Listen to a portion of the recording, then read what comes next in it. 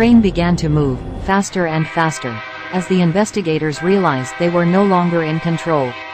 The ghostly conductor appeared, his eyes burning with a fiery hatred. The train hurtled through the night, the scenery outside transforming into a nightmarish landscape of twisted trees and shadowy figures. The team fought to stay together as the ghostly passengers closed in, their cold hands grasping at their clothes. Emma, summoning all her strength, confronted the conductor. She spoke of the injustice done to the vengeful spirit and demanded that he release the train and its passengers. A violent wind whipped through the carriage, and the ghostly conductor let out a scream of rage. The train shuddered, its speed increasing. Emma, determined to end the curse, reached out and touched the conductor, her hand passing through his spectral form. A blinding light filled the carriage, and the